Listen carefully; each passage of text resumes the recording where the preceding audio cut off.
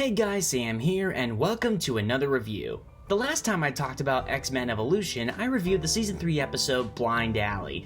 You know, the one that has Mystique drop Cyclops off in the desert, alone, without his shades, and only having the clothes on his back. Yeah, that was screwed up. It wasn't a perfect episode, but it was certainly unique. It had some decent bits of dialogue, good animation, nice action, and it was one of the few times where I was able to get into the Jean and Scott romance. Emphasis on the phrase few times. Like I said before, I don't hate these two in the show. Their characters are decent and I could see why people want them together. It's not horribly written, but it was too cliched, standard, and a little annoying for my tastes. But just because I'm not a fan of the ship doesn't mean that I don't like other ones. In fact, there is one in the show that I consider to be not only better than Jean and Scott, but also very underrated in the history of animated superhero shows. That romance is highlighted in a Season 2 episode. It's called Shadow Dance. What's the romance I'm talking about? What happens in this one? Well, I'll tell you. You know the drill, summary first, thoughts afterwards, plus some fun facts and a few jokes at the end. Good. Let's begin. It starts with some of the X-Men like Rogue, Kitty, Jean, Cyclops, Nightcrawler, Spike, and so on, waking up early in the morning for some kind of field test. This involves Nightcrawler, aka Kurt, and a device that was made by another mutant named Forge. He wants to amplify Kurt's teleporting abilities so he can teleport across much longer and greater distances than just 2 miles. You see, there's a certain dimension he crosses into whenever he teleports, but he does it so fast that it's like he's never there. For the test, they try to slow him down by a few seconds, get him into the dimension, and then teleport himself to Forge's old lab at the school. Once everything is set, they do the test. It takes Kurt to some kind of volcanic-like world, where it's inhabited by vicious creatures. Kurt manages to teleport out and arrive at Forge's lab successfully, which makes him ecstatic. The downside is that the test accidentally created a rift that didn't close all the way, which could allow those creatures to come out. But enough of that superhero stuff, let's get to the dance stuff. Yeah, Bayville High School, the school that all the teenage X-Men go to, is hosting the Sadie Hawkins dance.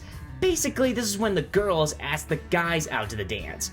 You know, something that never happened to me. Yeah, I'm a little bitter, what about it? Anyway, many of the teens like Scott, Jean, Kitty, Rogue, and even the Brotherhood mutants like Avalanche, Toad, the Blob, Boom Boom, and Quicksilver have their plans for the dance. But one pair that's focused on most is Kurt and his date to the dance, Amanda.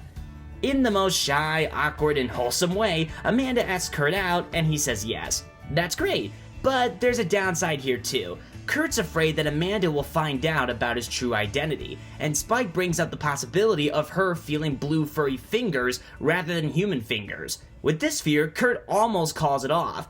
But Scott calms him down, tells him to wear gloves, and come up with an excuse for it like he does with his shades.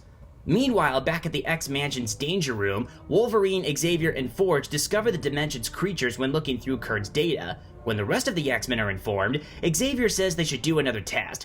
Kurt doesn't want to and fears for his life, but he's soon convinced, and Wolverine promises that he'll be with him. So they go to the dimension, get a good look at the creatures in there, fend them off as well as they can, and barely make it out alive by teleporting to the school's gymnasium. And yes, this causes another rift to emerge. Now Kurt is terrified. Not only does he not want to do that run again, but he also doesn't want to teleport anymore. Forge pleads with him to continue, but Xavier shuts it down and tells Kurt that he won't jeopardize his safety. After that, we finally get to the dance. Everyone's got their dates, their own dresses and suits, and things seem to be well. Even Kurt is happy at the dance with Amanda, and she feels the same way too. But as the dance goes on, Amanda confesses to Kurt that she knows who he truly is. Kurt denies it, but Amanda doesn't get mad about it. She just tells him that she'll wait until he's ready to say it. Well, that moment comes sooner than expected. The rifts from the dimension start to open, and those hellish creatures start coming through. In the X-Mansion's Danger Room, Forge's old lab, and yes, at the dance in the gymnasium. Everyone freaks out, everyone's running for their lives, and some of the X-Men stay behind to take care of those creatures. In the middle of it, Amanda pleads with Kurt to teleport them away when one of the monsters is coming after them. After some convincing, Kurt does. Eventually, Xavier, Wolverine, and Forge get to the school and use their device to send those creatures back where they belong. Luckily, no one is hurt and all the creatures are gone. Once that's settled, we see Kurt and Amanda talking things over. Turns out, Amanda had known about Kurt's secret for a while. In fact, she already liked him from the start. But once she saw him turn into Nightcrawler and disappear out of thin air, she was amazed. She didn't tell anyone since she knew no one would believe her, but after that day, she wanted to get to know Kurt more. At this point, Kurt doesn't know what to say, so Amanda asks him to show her his true form. Kurt warns her that she may not like it, but Amanda replies with, "Let me decide that."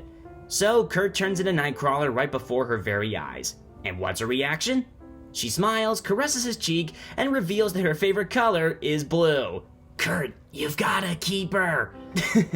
This makes Kurt smile, and the episode ends with the two teleporting away to the nearest ice cream shop. The end. So that's the episode. What are my thoughts? Well, I enjoyed it. Not just the dimension stuff, but the dance stuff as well. Every person has their own little story. Kitty asking Lance out even though he's in the Brotherhood, Rogue wanting to ask Scott out but instead goes with her best friend, Jean getting gypped by another girl who snacks Scott, which leads to her having a miserable night with Duncan, all the Brotherhood mutants going together, including Quicksilver who manages to get 4 dates, and of course, Kurt and Amanda. That romance is what I was referring to as underrated. While the others are either kind of cute or meh, this is one I can get behind. Amanda's a sweet character. She's pretty and just as shy as Kurt, but very kind and accepting. It's also refreshing to have a human character who accepts a mutant for who they are. Amanda's not prejudiced towards them at all. She's just curious. Plus, she doesn't like Kurt just because he's a mutant. She finds him to be charming and handsome regardless. If she only did care about Kurt showing her his true form, she would have brought it up repeatedly and kept trying to force Kurt to change when he doesn't want to do it. Instead, she goes, "Okay, I understand. I'll wait until you're ready." I love that. We need more people like her, damn it. People that are more accepting and more mature.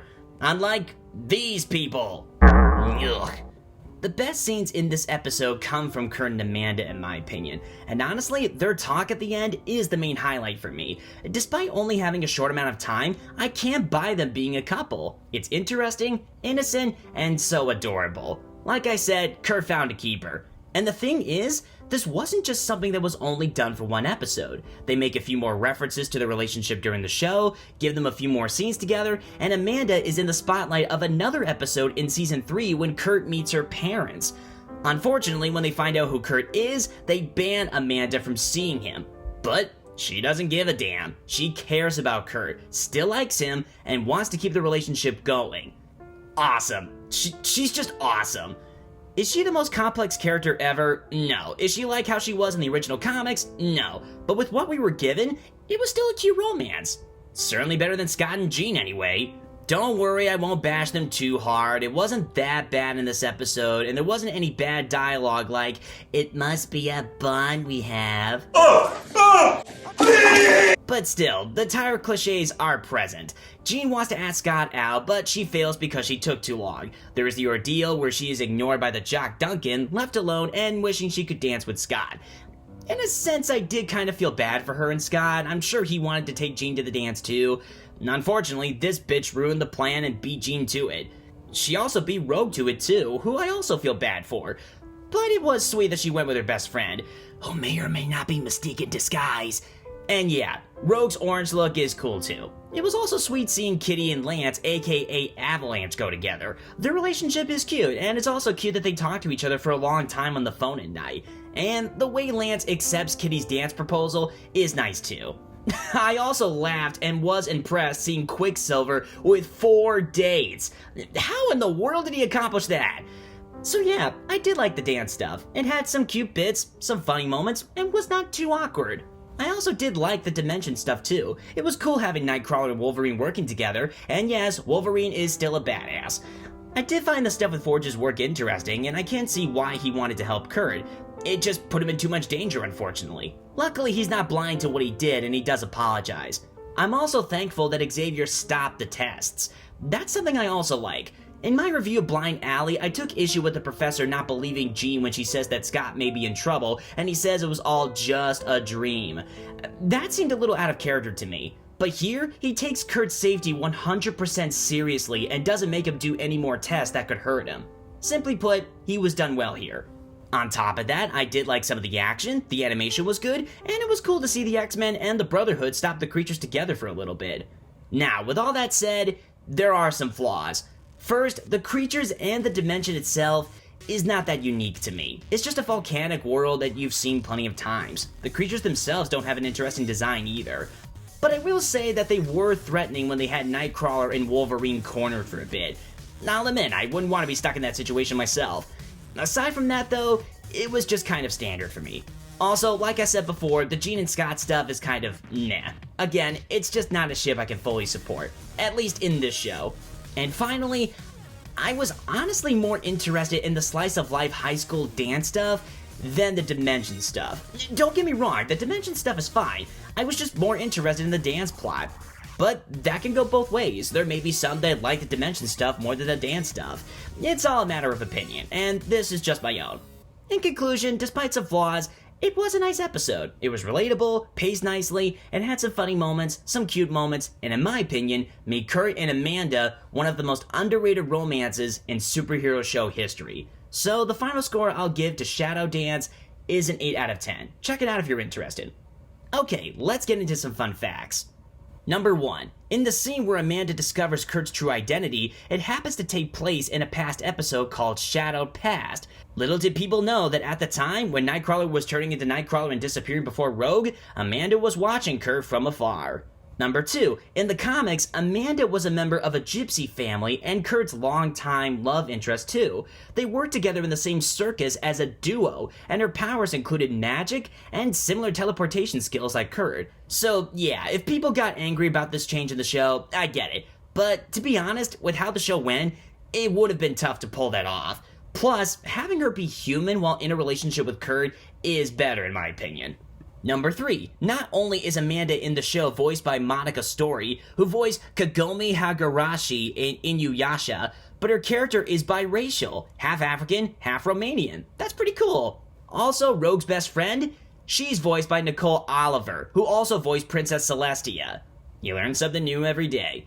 Number 4. Rogue mentions that the last time she danced with someone, she nearly put them in a coma. This is her referring to what happened in her first episode, Rogue Recruit. And finally, number 5, this plot of someone trying to amplify Nightcrawler's powers does get used again in the video game Marvel Ultimate Alliance. Except there, it was a mutant amplifier made at the Omega base that was used on him.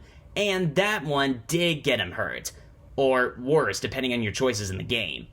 Yeah, D-A-R-K, dark. So, why don't we move on from dark subject matter to fun jokes, shall we? Does that sound good? Yeah, I think that sounds good to me. Let's go. Listen, the last time I danced with a guy, he nearly ended up in a coma. But Scott knows. He won't touch you. No touching? Sounds like a fun way to dance, huh? Well, I'm sure that is fun for people with haphophobia. Look it up, you have time on your hands. If you didn't, you wouldn't be watching me right now while wrapping yourself up in a blanket. Yeah, that's right, I can see you. Now drop down and give me 20! Just kidding. I think she's gonna ask you to the dance today. Nah, she's going with Duncan. Hey, don't doubt the fuzzy one. I can sense these things. Well, if you can sense these things real well, explain why you were so tongue-tied around Amanda. Never mind, I'm not one to talk. Just wear gloves, she'll never know. Gloves? But won't she think that's kind of weird? Look, just make up some excuse, like you've got a rash or something. It's like whenever anyone hassles me about my shades, I just say I have an eye condition and they buy it. Huh, I can relate to that. Oh, psst, guys, you want to know why I wear my hat all the time? Well, there's an embarrassing tattoo on the top of my head that I don't want anyone to see. What is it? Well, it's a simple phrase. Dumbass. Come on, guys, do you honestly think I get a tattoo, let alone one on the top of my head that said that? I'm sure most of you knew I was kidding, but hey, if I managed to fool one of you, then that makes my day complete. Whoa, did you see that? She's like so jealous of you. Yeah, but it's her own fault. She's had plenty of chances at Scott. Guess what?